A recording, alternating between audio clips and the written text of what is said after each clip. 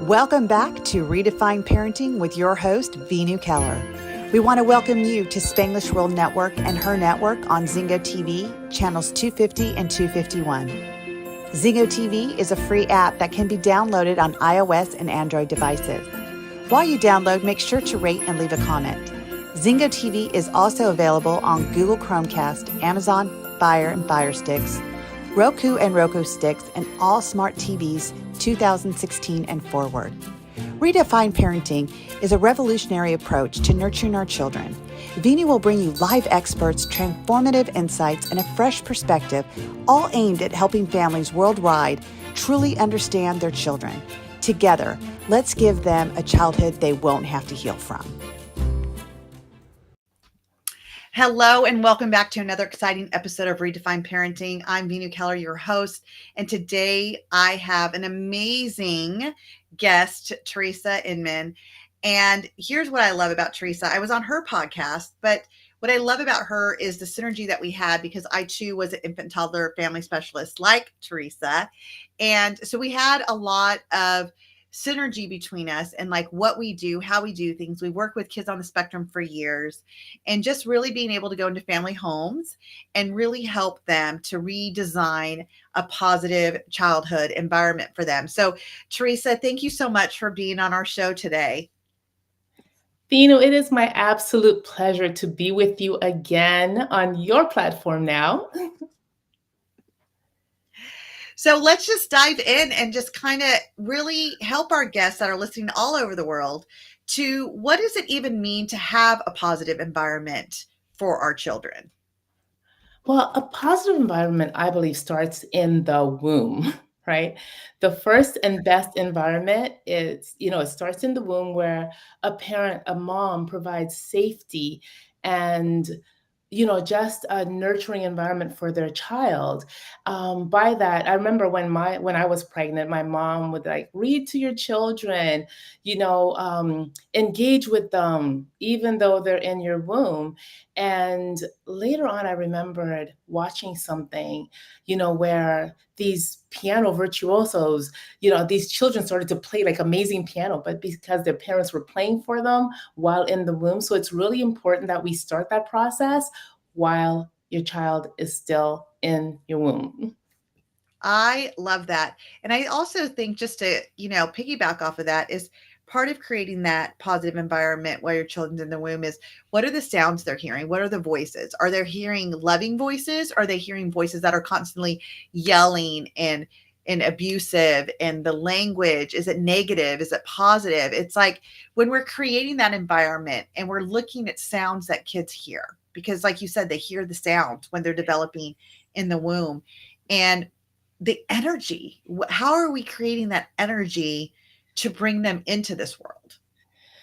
Whew, yes. And that is so important, because the other thing too, with you saying that, when a child is in your womb, they're experiencing everything that you experience, right? So if it's trauma, they're experiencing cortisol. And we've learned that when those experiences happen in the womb, children behave in ways that they don't understand. When they're born, they behave in ways that they don't even understand. And you're like, why is my child acting like this? Well, that's because of the trauma that they were exposed to that they could not express. If a child is able to express themselves, then the trauma is actually less impactful, right? It impacts them less than if they're able to talk. So when they're very young, it's really important that we provide that loving, nurturing environment for our children. I 100% agree, 100% agree. So that's when they're in the womb. So then what happens when they come out of the womb? What are some of the tips that we can help create for our listeners in realizing, for a newborn, for a baby, what is a safe environment, a positive, safe environment look like for them? And not just physically. I mean, we can discuss the physical stuff, but let's really dive into creating that family for them, right? Like, what is it going to look like to be a part of this family now? Right. So one of the first things, you want to make sure that your child, I'm big on skin to skin. Skin to skin is really important, having that contact, because it helps your child, it helps you bond with your child. And the more you bond with your child, the safer your child feels, right? And because that is actually also another protective factor, a great protective factor for trauma. So if there is trauma experience, however, if you've protected them with that feeling of safety and security that you get from skin to skin, from interacting with them, close up, then it's really going to help later on. One of the other things is when your child is first born, they're actually legally blind. They only see about 8 to 12 inches. So you want to get close to them, get your face up close to them, and be happy and smiling, because your tone and your facial expression really go a long way in carrying that message of love and safety and security to your child. I love that. I remember when I was a behavior specialist as an infant toddler family specialist, and I remember working with doing evaluations for babies, and we would have this like black and white little bullseye. We'd have it so close to see if they could track, and it's because they can only see 8 to 10 inches, and they only see black, red, and white. Yes. That's it. And so I remember doing that to see if babies would track, if they're able to track and get their vision on point and stuff like that. So yeah, it's being close enough to them so they feel the security of you, right? And I love that skin to skin, because it's just so bonding with them. And it's giving them that safe, nurturing space to be able just to be them. Yes. You know? Yes, exactly. Yes. And what we've also found too is that parents co-regulate with their children, right? So if your child is regulated, you will be regulated. If you're regulated, your child will be regulated. And that skin to skin is also another way to translate that, to transfer that feeling of, and that closeness and bonding, like you talked about. Yes. And it's like, and we start to move into like from infant, and they get older and they start to get their being on track with what they're learning, the rolling over, the scooting, the crawling, the walking, whatever. And then we go into the vocabulary, the auditory, like how they're hearing it and how they're expressing it. And I know a lot of parents get so irritated with the crying and stuff. And it's like, the first thing I think about when I think of positive environment is how are we regulating ourselves? Yes. Right, exactly. And because if we're not regulated, again, we're not translating that to our child, right? We're actually being dysregulated, and they, of course, will feel that and they'll be dysregulated. One of the things I tell parents to do is if you're not feeling regulated, take a few deep breaths. Do the 4-7-8 breath, where you breathe in for 4, you hold for 7 glorious seconds, and then you breathe out for 8. That is so relaxing that then you're able to, approach your child and regulate and, get into that co-regulation with your child, create that environment of regulation for your child. And then children, because we have mirror neurons, our children are able to see what we do, and they're going to do what we do more than what we tell them to do. They're going to do exactly what we do. So they will see you, and that will be a tool that you've added to their toolbox very early in life. Yes, I love that. I love that. And I love what you're saying is that they mirror what we do. And so if we're acting in stress and we're stressing our body, they're going to do the best that they can with the stress that they're feeling in their body. And all they know how to do is cry. Like that's literally all they know is communication at this point, is to cry. So definitely regulating ourselves. So we know that when we're holding them, we're creating that, again, it's that positive environment for them. And they're not feeling that push pull and that drama and the angst and the like the cortisol. Like we're not getting doused with it, So, and then what else would you share with our listeners? So once you're regulated, another thing that's really, really important when you communicate with your child is tone of voice, right? If your tone of voice is happy, that's really showing your child, it's really translating that, it's really sending that message that I love you, I enjoy being with you.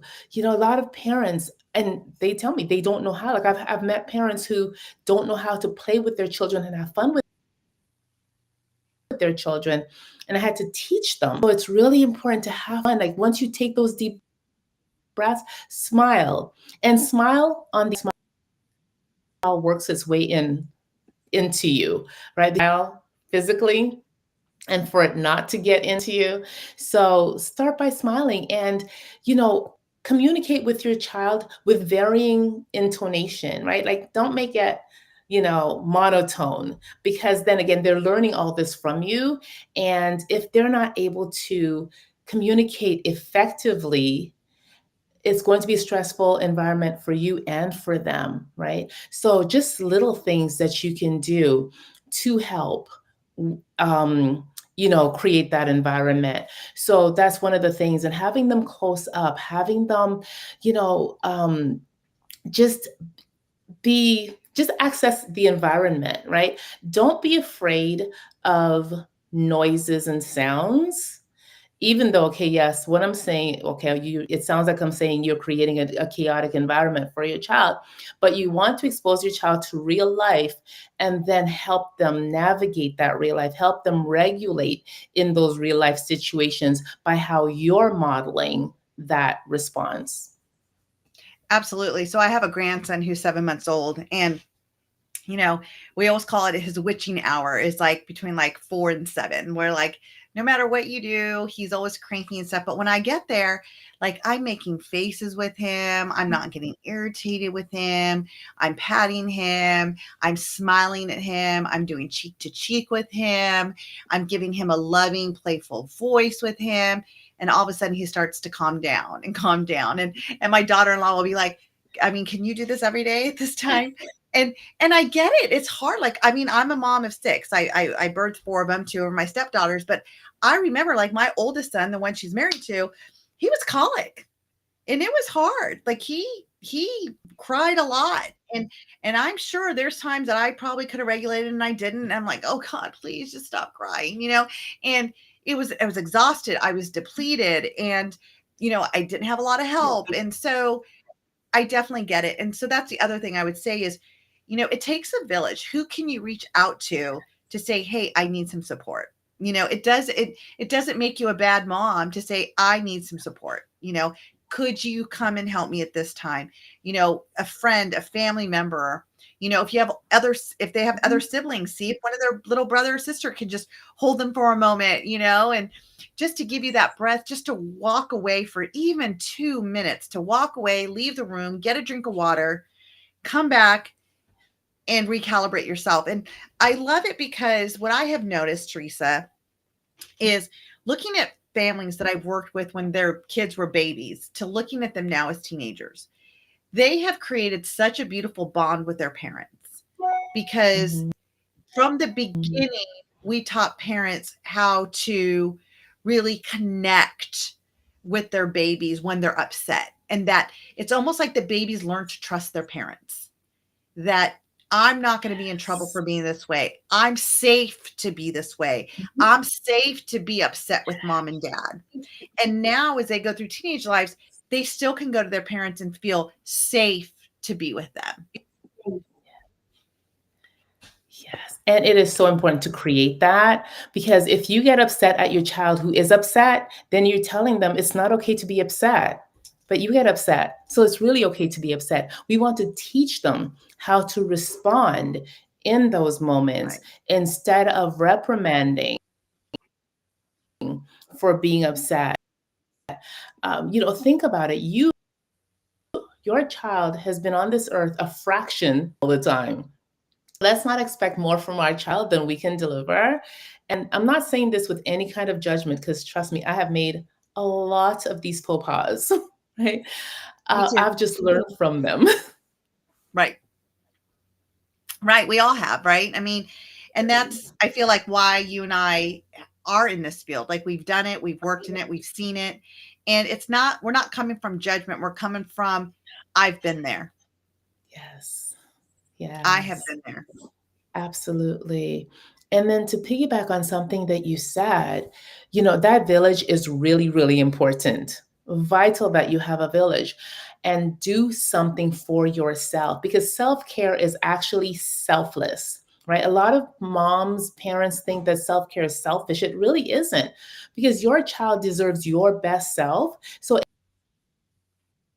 if it means that you take, a few seconds to take a walk, take a bath, read a book, sip some tea, coffee, whatever it is that fills you, please take the time to do that. Because if you don't, you have nothing to pour into your child. You cannot pour from an empty cup. So fill your cup so you can pour it into them, and then you'll be able to, and have more to fill again. So, because again, your child deserves your best self, not your tired, stressed out, wanting to pull your hair out self in a I bathrobe. agree.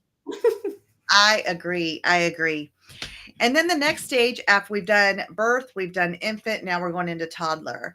And again, I feel like everything we've set up into this point still exists.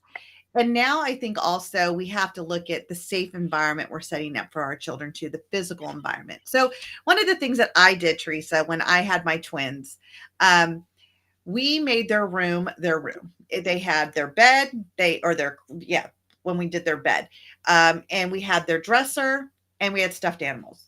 And then we had a separate playroom for them. So their room, they knew their room was safe for them to have their emotions, safe for them to be in at night. We didn't have to worry about them hurting themselves with toys or anything like that. And to this day, it really has become their safe environment. That is so important, because we all need a place of respite, right? A place that we can go to where we can just be, and not feel, be able to relax and not feel judged and be accepted, by ourselves. Because a lot of times, especially these days, I think there's so much emphasis on children, either they're doing a lot or they're like, I don't know, it's almost like being a recluse with their devices, right? And we want to find a balance with that, because neither one is healthy, right? Because if they're overly scheduled, that could be an issue. They get performance fatigue. And I'm saying that, you're saying 2-year-olds, and I've seen, like, there are 2-year-olds who are in, dance and gymnastics. Like, there are all these little things that we have 2-year-olds in these days, right? I love playgroups. Playgroups are great because then they get to interact with other children. So that's wonderful. But be careful, like, you're not always having them doing something or sitting on devices. We want to really have a balance there, because it's just important. Doing too much of one thing, drinking too much water is a problem. So doing too much of one thing can become an issue. I agree. I agree with that wholeheartedly. And I can appreciate what you're saying again about overscheduling our kids, right? And getting them overstimulated, and that they have to do art class at 2 and ballet at 2 and gymnastics at 2. And it's like, they're 2. Like, get them in social groups. I can't agree with you more, because really right now what they need is socialization. Yes. They've had mom and dad and maybe siblings from birth to 2 at home. And now at 3, 4, we're getting them out into the world and starting to understand that the world is beyond who they are, because the world revolves around them in those ages. Exactly. And now they're getting ready to see that the world is a lot bigger than who they are. Yes. And getting them regulated in with other children, learning how to get out of parallel play and go into engaging play. And again, understanding their environment of how it's set up and how to navigate it. Absolutely. Without too much parental intervention, I want to add, because so often as parents, we want to save our children from everything. And if they're not able to experience the world, it could become, we're first of all creating an artificial environment for them, right? We're sanitizing the environment. They're not able to authentically experience their world. So we want to make sure that we're not always intervening with everything. Let them show you what they can do. even something as simple as, as toilet training. I was helping a parent toilet train, and the little guy was mounting the toilet, and she was like, his foot's going to go in, his foot's going to go in. I said, just take a breath and just watch. Let's see what he's able to do instead of you trying to help him. Parents are picking them up and doing these things. And I'm like, if they're not able to really use those muscles and motor plan, then we're doing them a disservice. So let's allow our children to show us how amazing they are and what problem solvers they are. Because given the chance, man, they really show up and show out. I love that. I tell parents all the time, just like you, is like, let them fall. And when they do, don't go pick them up. Cheer them on. Give them the power of self, like I tell my kids all the time, is to take care of yourself, like check yourself. Mm-hmm. You have to self-care. You have to self-care. Yes. Like not just self-care, but care about yourself. Mm-hmm. Yes. Yes, absolutely. And if they don't learn that at an early age, it becomes problematic later on, and it starts with the small things. I mean, everything starts with the foundation. So if they don't have the foundation of being able to fall and get up and dust themselves off, what will happen as they get older, right? The more we do for children, the more we create helplessness, right? We create learned helplessness. And so it's really important that they're allowed to, figure out how to move their bodies to accomplish something, whatever it is, whether it's climbing. And when they climb up, because I see this a lot with 2-year-olds, they climb and parents are like, oh, but they're going to fall when they get down. Let's just be close enough so that if they are falling, that you can help them, but don't help right away. Let them feel that, oh my gosh, I might get hurt feeling, because then they're not going to do it again when you're not watching. Because if you don't get to do that in that safe, loving environment with you, when you're not watching, they could really get hurt because they don't know how to get down safely. They haven't navigated that whole situation. They haven't thought it through because, hello, they're 2, or 3. So allow them to, but, just help them enough to get them to safety without fixing everything for them and making it perfect.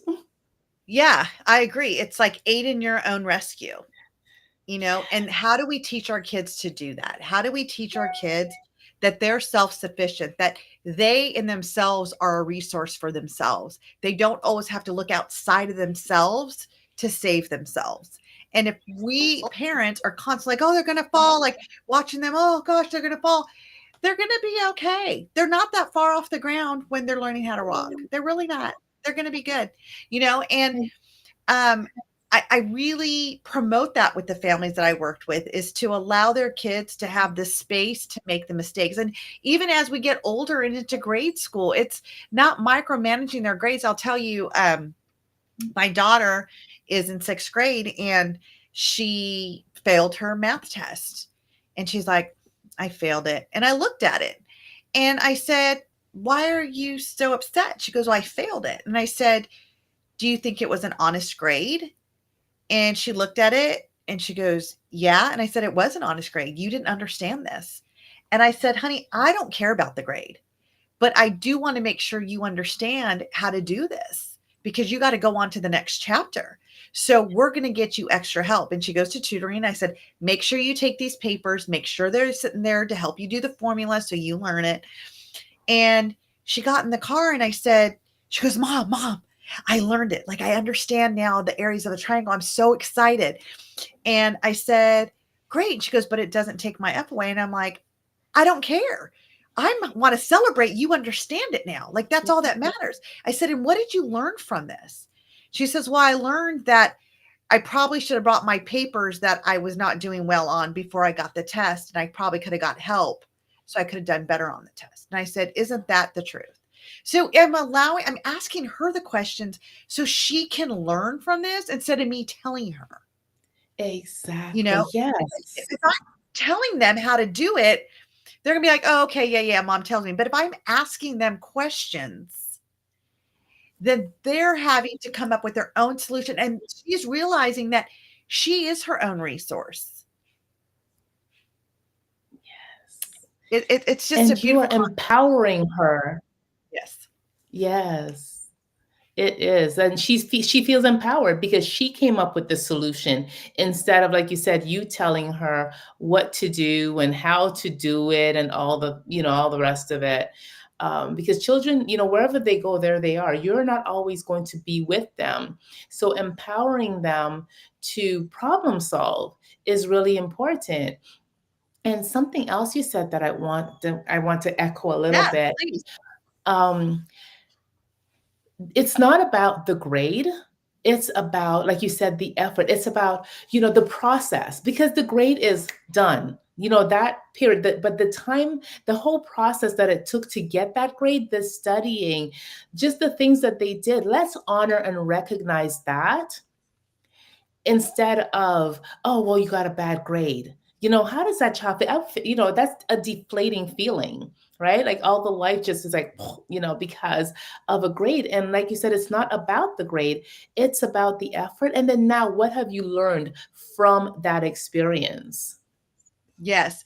And I will say that that's a lot of what I do with kids is like feeling it in their body. Like even my son, her twin brother, who's a grade higher, he is really keen about getting better grades and whatnot. And he got a C in science.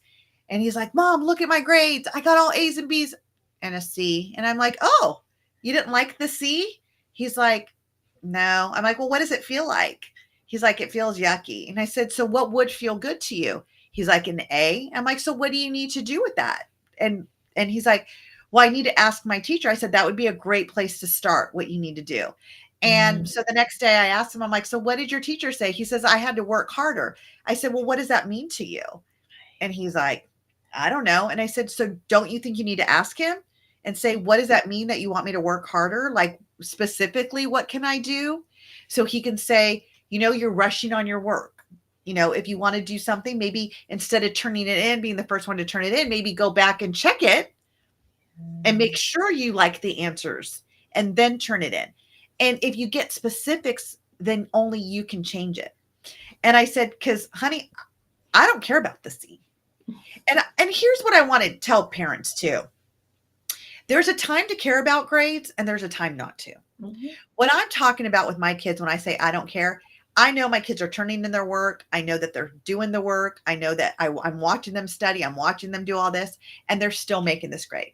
I'm not worried about the grade then. I'm worried about them getting the concept of what they're missing to get the low grades. Here's where I do care about grades, is when my daughter's not doing her work and she's missing all these assignments and the grades are low because she's missing assignments. That's when I care about the grade. So I just want to be very clear to our audience of when is it time to care about the grade and when is it time not to, because I really believe in not shaming and blaming. I have a book, Teach Your Children That They're Enough, the QR code's above for all our listeners. And in that, it talks about this, about the grades and how we don't blame and shame our kids in order for them to have that positive environment, that safe and trusting space for them to be able to come to us and say, hey, I'm failing and I'm doing everything I can and I'm still failing. Yes, to give us the opportunity to help them. Absolutely. Excuse me. Because, and the thing is too, though, even when they haven't done the work, you still want them to come to you. You want them to, you want them to trust you so they can come to say, you know what, my grade was horrible, but I really didn't try. But then you want that, like, you want them to be able to be comfortable enough with you to come to you with that information. I remember my first son, one day we were talking, he had friends over because I made sure that my house was the fun house. I liked when they were, the friends were over and we were, I knew where my kids were. So one day, he had his friends over and he was like 14 years old and he said something to me and his friend was like, oh, you told your mom that? He goes, yeah, she's my mom. Veenu, I could have died that day. Yes. Like that's like the best compliment. Yes. When they can say that, yeah, that's of course I would. Like, To them, it's like, why wouldn't you tell your mom? Again, it starts from when they're a baby, like exactly what Theresa and I have been saying from the beginning. It starts from when they're in the womb. How are we creating the safe, trusting space for our children? What are they hearing? What are they exposed to? What are they seeing in the world when they come in here? And are we judging them as they're growing up and they're telling us the things that are going on, or are we open to it? My kids, like I said, they're 12, so they always have stories to tell me from school. And I always ask them, when the other one's like, oh, that didn't happen. I said, it's not your story to tell.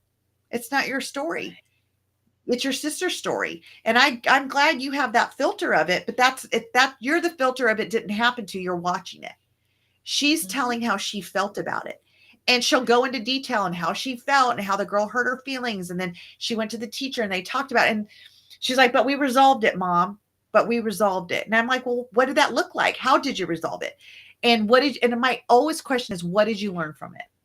Mm-hmm. What did you learn from it? Because if we're asking our kids, what did you learn from it? And they can really recollect what they learned from it, they can take that lesson into tomorrow. Yes, absolutely. And at the end of the day, that is the most important thing. It doesn't end. It's what did you learn from it? Who I worked with, and his room was always a mess. Oh my gosh. And mom would be like, what are we doing? Like, this room is crazy. Like, when are you going to clean it? And I said, listen, just leave him alone. First of all, he's like 6 years old. Leave him alone. Let him figure it out. Because you're like, that seems to be the most important thing to you right now. So I ask him, instead of telling him to clean his room, ask him, how does it feel when your room is like this? And she did. And that changed everything, Mm. And he even said, when my room was a mess, I felt like I had an old man's heart. It's like, what? So, super important for us to just allow them, like, even I think he's 4, so her other son is 4. And she was like, he doesn't like to bathe. He won't bathe. I said, well, maybe when he goes to school, his friends might tell him, well, maybe you should. And then that will have a greater impact than you forcing him into the shower and making bath time really aversive for him. Thankfully, a little while later, he's like, Mommy, I'm itchy. And she's like, well, how do you think you can solve that? And he said, if I bathe. And she was like, why don't you try it and see? Solve the problem. It was his idea to bathe. And there's never been an issue since, right? But we get so caught up in, well, he's going to go to school and his friend's going to tell him he smells. Listen, as young as he is, it's not something it's not going to stick. It's not going to be his story forever. He's going to learn. It's better now that he does this than he's 7, 8, 9, 10 years old. And then his friends are like, ew, stay away from him because he smells. Right. And I can relate to that story about cleaning the room because I did the same thing with my daughter. How does it make you feel to be in this room? And then when we cleaned it together, how does this feel? She goes, oh, it feels so free. And I said, does free feel good to you? Yes. And I said, great. So what do you have to do to keep it this way? What did we do specifically to keep it this way? Mm-hmm. And then with the bath too, and I can relate to that mom because I'm one of those moms that, like, you got to take a bath every day, get the germs off you sleep better, blah, blah, blah.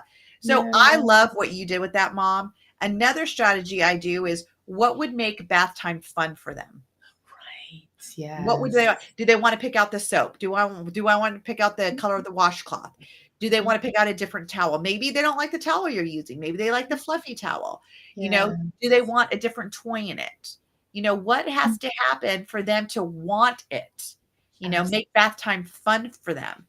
And so there's different techniques you can do, but either way, either your way, Theresa, with that family that worked out beautifully, or finding something that they like, it's still making them make the choice.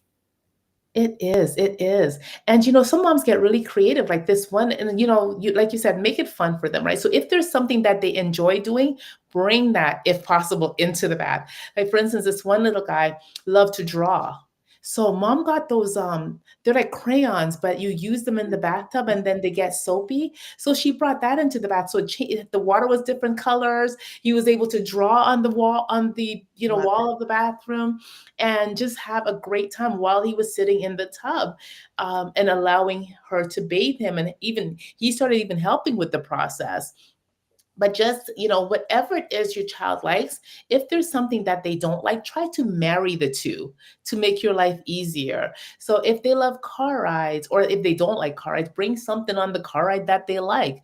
If they like car rides and there's something that they don't particularly like doing, bring that activity. If it's something that really needs to happen, bring it with you. So, join the two together, get them together. And that way you're making it a little easier because they're already in an environment or already doing something that they enjoy. And when you add that thing that may not be their favorite, it won't seem so bad. No, I love that. I love that. And going back to the whole positive environment, there's two areas that I really strive to help my clients with: having a positive morning and having a positive evening. How the Yes. kids start their day and how the kids end their day. And Yes. sometimes mornings, even in my house, can be very frustrating, especially with the twins yelling at each other and fighting and stuff like that. Mhm. But when we have those moments of calmness and greatness, I literally ask them, how did today feel? What was the difference of today than yesterday? And they're able to tell me. And I'm like, which do you want to have? Like, which feels better to start your day? Because when Mhm. I go and wake them up already, I'm already being positive, like, good morning. Today's going to be the best day ever. What do you want it to look like? I'm so excited to see you this morning. Like, just positive, positive. Like, we have a morning routine when we wake them up. And then at night, I have a positive routine. I do a love heart connection with my daughter. We do our prayers. We do our gratitude. Sometimes they listen to their I am statements on YouTube and they fall asleep to the I am statements, because it's so important that I'm not letting my child start their day off in chaos and end their day in chaos. It's creating that nice environment for them. Mhm. And so, like, even as babies, it's like, if they're crying, and I am a big advocate that sometimes they got to cry it out, but I'm also an advocate for allow them to know that you're there. You don't have to hold them and rock them and do all that. Just allowing them to know they're there, maybe turning on. And I'm finding out pink noise is better than white noise, which is like Mhm. rain and stuff like that. It's better Yeah. for a child because it takes away the distractions. It's like a meditation to their brain. Their brain's now ready Mhm. to calm down. It's kind of an anchor. Like, when I hear the sound, it's sleeping time. And so it trains them to sleep through the night. And Mhm. again, it's creating that positive environment that you and I have been talking about. Right. Absolutely. And I love that. And YouTube is great for those I am videos.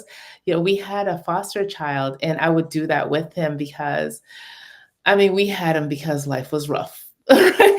And he had behavioral problems. He was actually a child that I was called to a school with, who, they called me because they were having a crisis. And I went to the school, and he happened to be the cause of the crisis, and I ended up with him at home later that day. So I Wow. thought, "Oh gosh," like, I didn't know what I was doing, but I just knew that if I didn't take him, I life would have been, he would have been, from home to home to home to home to home, and he was already in a tough situation. I didn't want that to happen with Mm. him. So at night, I wanted to do all I could to make sure that he went to sleep in peace. So I'd do a Bible story with him, and then I'd do have him listen to the I am statements. And if we didn't do, it's like, Mom, are we going to listen to God Jesus tonight and do my meditation? I love it. I love it. It sounds like you were very guided into that situation for sure, to give this little guy an opportunity. Again, what you did is create that positive environment for him. You gave him a safe, nurturing, positive environment that he could flourish in. And that's really what kids need.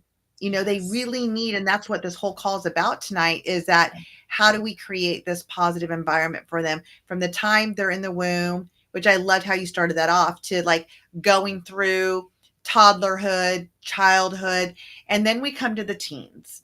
And let me tell you, the teens, It's a whole different story when you Yes. get teenage life. It's like they know it all. Uh-huh. They know, especially 17 and 18-year-olds, because that's like I coach a lot of them. They know that their parents think this way. They know their parents are thinking that, and they know that that's not true. And I said, well, your parent has 45 years of knowing what's true. You have 17 years of knowing what's true. Tell me what you think about that. And they're like, well, no, I see your point. I'm like, good. I want you to see my point, because let me tell you, we have to be here to guide you through modesty. We have to be here to guide you through safety of the world. We have to be able to guide you of like what you're putting in your body and what it does to your body, because you don't know the effects later. And I know you can't see everything that we see, and that is called a filter. Yeah.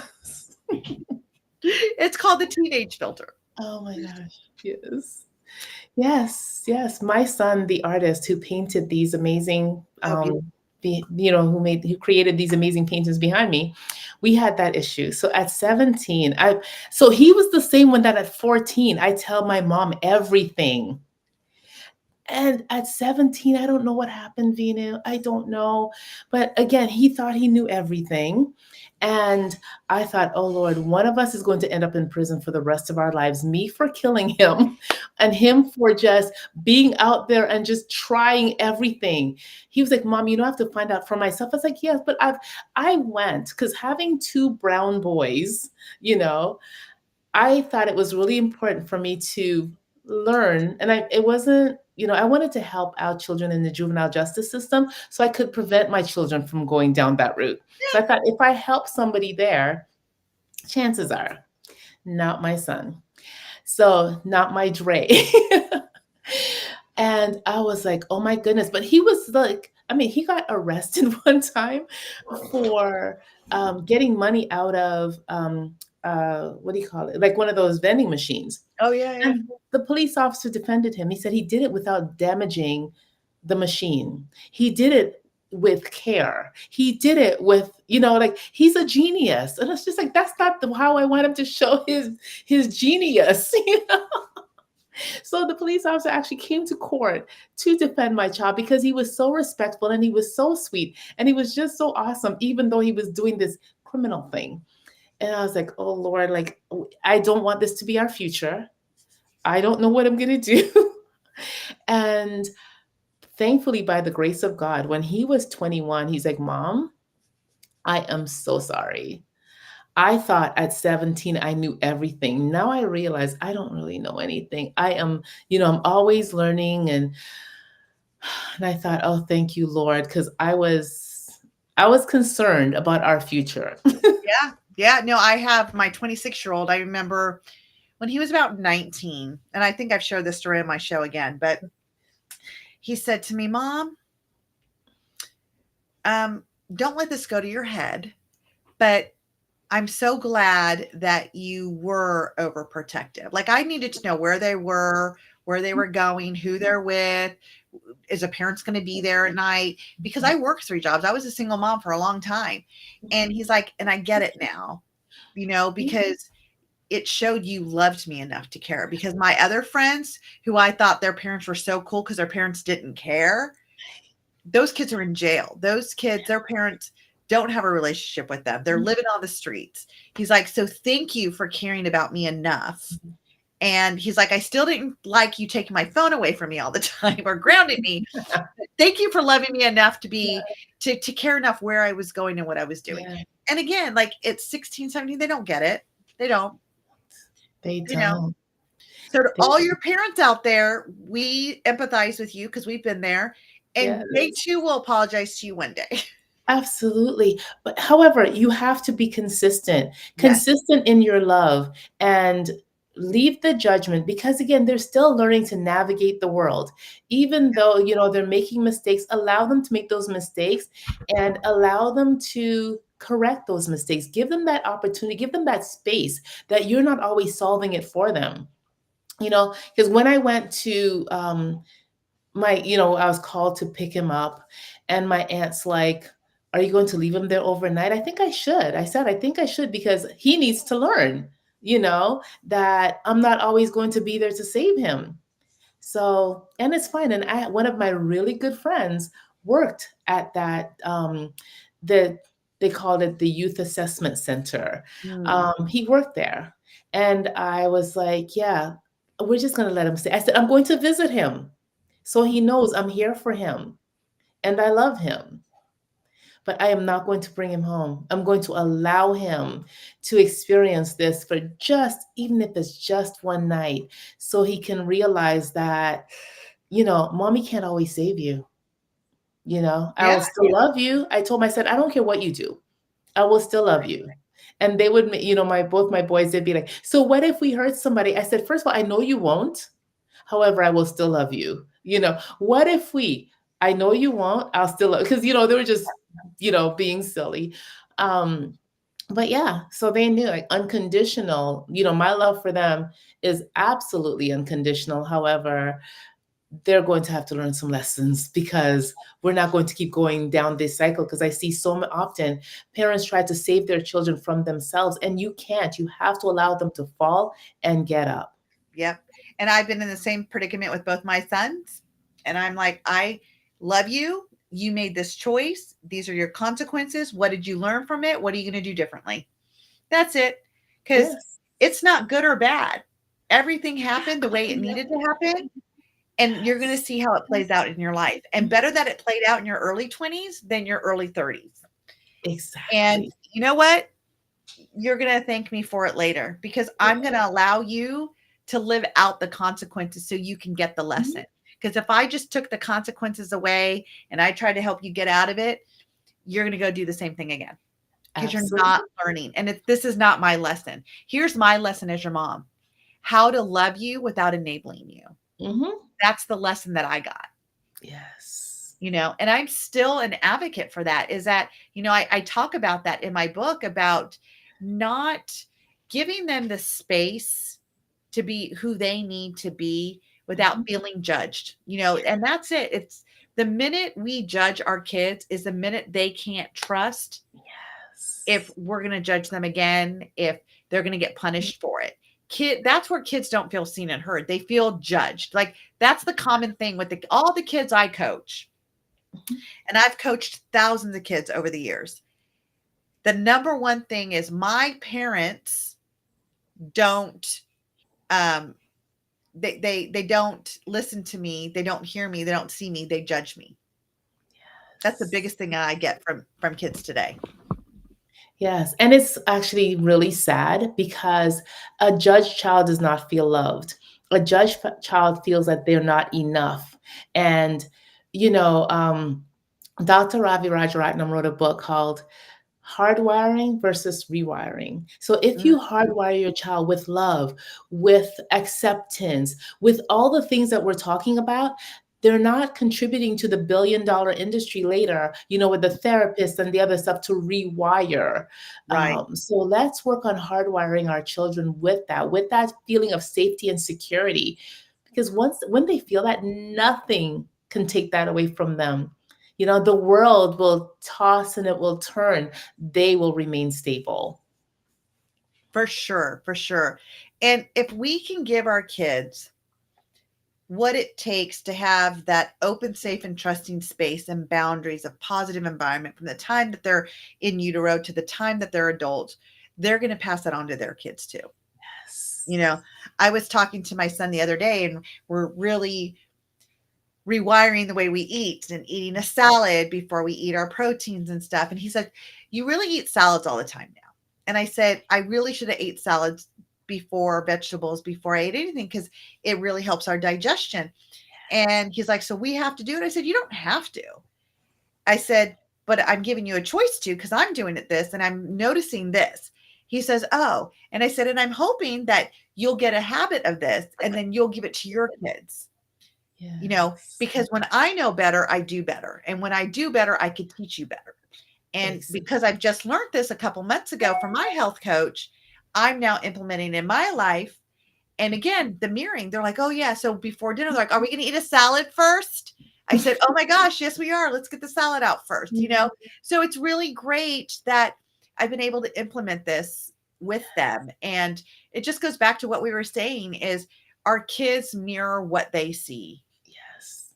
If they're in a negative environment, they're going to create a negative environment for themselves. If they're in a positive environment, they're going to create it. So we have 1 minute left. Please tell me, like, you know, how our friends can find you and if there's any last nuggets you want to give us. Okay, so last nugget. Parents, don't judge yourself. You are doing the best you can with the information that you know and, you know, your experience. You know, I got into a domestic violence situation, which I never said I would, which I thought I never, ever would, because my mom was in one. And, you know, I swore I wouldn't. And so it just goes to show, regardless, your children they're going to become like you. So please, you know, you're getting some tips, some strategies right now. Please use them, study, research, do some more. I actually, if you don't mind, I actually have written this book, Pathways to Early Communication, which will help with that, with the early communication and developing those skills really early on so that you can prevent that rewiring that happens later. I love it. And how could they find your book? It's on Amazon. It's also on Barnes & Noble. So if they just Google Pathways to Early Communication, they will find it. Okay, beautiful. Well, Theresa, thank you so much for being here. I appreciate you, and we'll hope to have you back on again. Awesome. Thank you so much, Veenu. It's been such fun chatting with you again. Okay, we'll see ya. Okay.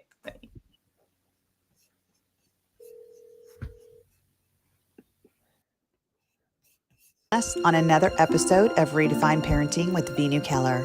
Follow her on Instagram at Veenu Inspires.